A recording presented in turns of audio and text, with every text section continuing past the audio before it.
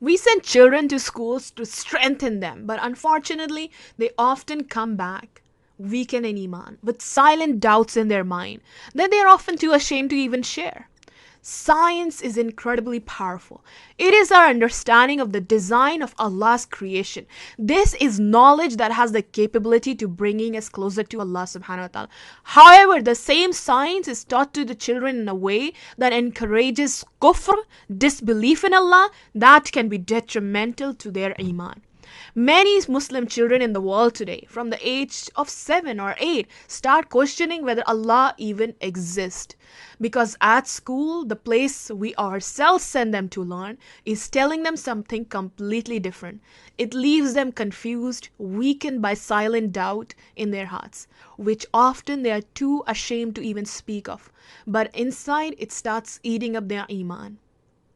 They may start to disregard their salah, think their parents are ignorant, start to disconnect from dua because they feel no one is actually hearing them. There is no God. Or worse, they disconnect completely from Islam, leave Islam. This happens every day. This happens everywhere to children whose parents never could imagine it could happen to them. This may not happen overnight, but the doubt creeps in and keeps eating them up slowly. You wonder why they are not praying anymore, why they don't just care anymore as they used to.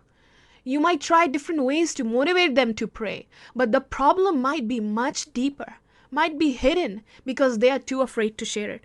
The problem may be that they are not even sure that they believe in Allah anymore.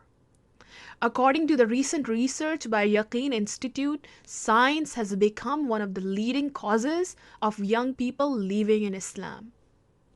Do they have yaqeen anymore? Are you sure your children do not have any doubt in their mind? The same science whose foundations were laid by the Muslim scientist is today becoming a reason for thousands leaving Islam. The problem is not science. I love science. The problem is in the way it is being taught to children. All that should be attributed to Allah subhanahu wa ta'ala, at school they learn to attribute it to a coincidence. All that carries deep meaning, they learn to only look at it as a random mechanism. And they learn all this from a place where the people whom they trust the most, their own parents, have sent them to learn. All this often creates a great silent conflict in their young minds. Over the last decade, alhamdulillah, I've taught thousands of children from all around the globe. Alhamdulillah, I've been blessed to do that. I've seen this happen to many, many children. Heard questions which I would never have expected from even the young huffaz of the Quran. Questions that, if left unanswered, may lead them astray.